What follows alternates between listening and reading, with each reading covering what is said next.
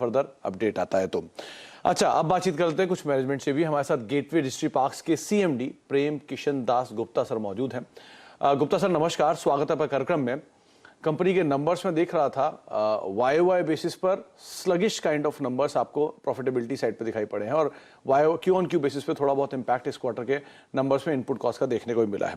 Sir, की highlight क्या रहे इस क्वार्टर में? नमस्कार, अपने चैनल पे बुलाने के लिए धन्यवाद। ऐसा है कि इस साल तीनों कंपनी जो मर्ज हो गई थी पिछले साल, तो ये तीनों कंपनी का मर्ज रेवेन्यू और प्रॉफिटेबिलिटी दिखाई गई है। इस क्वार्टर के दौरान क्या हुआ है कि रेलवे ने डिस्काउंट कम कर दिया था फ्रॉम 1 तो उसका इम्पैक्ट कस्टमर्स पे आने का, देयर इज लीड पीरियड कि भाई उनको 30 दिन का 45 दिन का नोटिस दिया जाता है दाम बढ़ाने के लिए।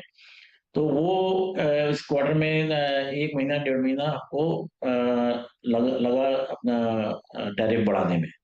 इसी तरह से मार्च के एंड में जो फ्यूल प्राइस बढ़नी शुरू हो गई थी, वो मई के लास्ट वीक में गवर्नमेंट ने सेंट्रल एक्साइज कम करी, तो उसकी वजह से फ्यूल प्राइस एडजस्ट हो गए।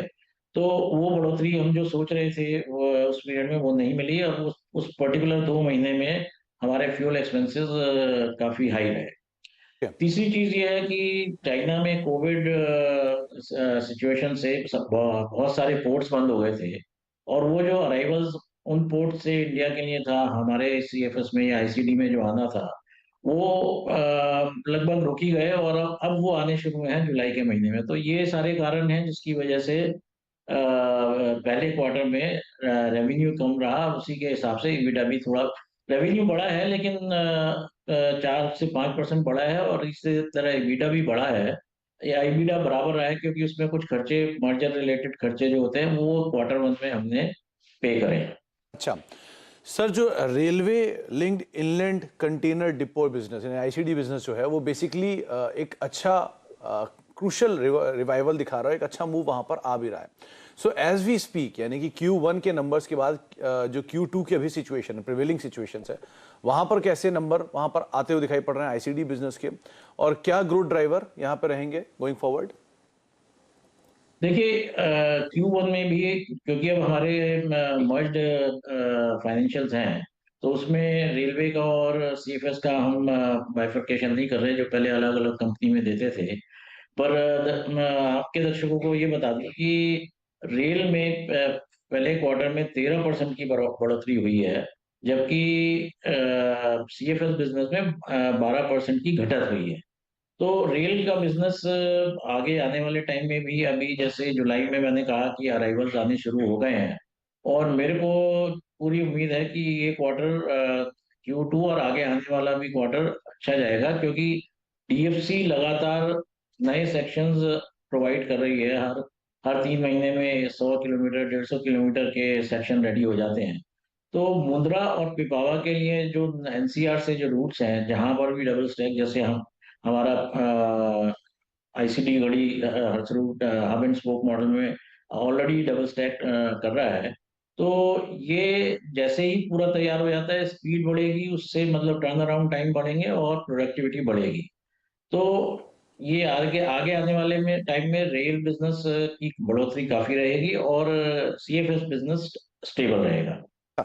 गुप्ता सर, दो नए सैटेलाइट टर्मिनल्स की बातचीत है नॉर्दर्न रीजन में, जो कि केपेक्स के तहत आता है। 250 करोड़ रुपए के आसपास का जो केपेक्स है आपने ईयर मार्क कर रखा है। साथ साथ आपने एक बढ़िया रिवाइवल प्लान या एक बढ़िया डेट रीपेमेंट प्लान जो है वो भी कंपनी के नंबर्स के साथ रिफ्लेक्ट किया है। सो इन दोनों को अगर मैं एक साथ जोड़ूं तो केपेक्स कैसे आप करेंगे, इंटरनल अक्रूवल्स उसमें यूज करेंगे, और दूसरा अगर कोई नई डेट रेज हो रही है तो उसका ईज आउट प्रोसेस कैसा रहेगा?